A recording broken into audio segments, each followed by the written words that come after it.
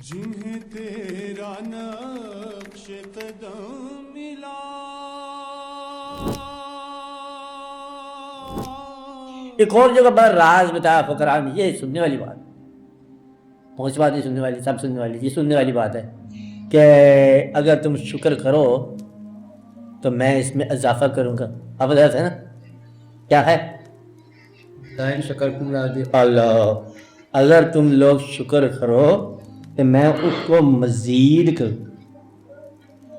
اب یہ بڑی سی بات ہے کہ نعمت پر شکر کرو، نعمت بڑھ جائے. اب بات میں جائے، شکر سے نعمت محفوظ بھی ہو جائے گی، نعمت مزید بھی ہو جائے گی. اب فقراء نے اس کی تشریح بڑی ہی خوبصورت.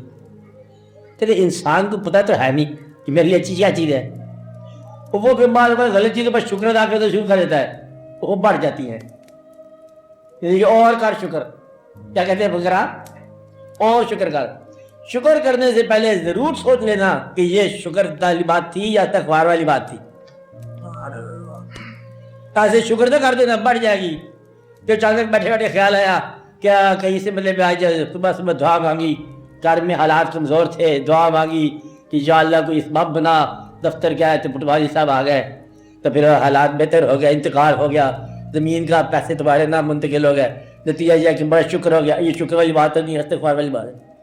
یہ اعظم من فضل ربی جو مقامات سے باہر کہتے ہیں شکر، اس لیے کہتے ہیں فقراء تم نے اگر غلط راستے سے آنے والی کسی شے کا شکر کے طور پر قبول کیا تو وہ شے بڑھ جائے گی، نجات نہیں ہوگی. کیونکہ اللہ نے کہا کہ تم شکر کرو گے میں اضافہ کروں گا. اب یہ بڑا راز ہے، بڑا خاص راز ہے کہ انسان اپنے شکر کے ذریعے بھی بعض اوقات عذاب میں گرفتار ہو جاتا ہے. اس لیے شکر بھی احتیاط کے ساتھ کرو. اور کس چیز پہ شکر کرنا ہے؟ پوچھ کے کہ یہ شکر والی بات ہے کہ نہیں ہے.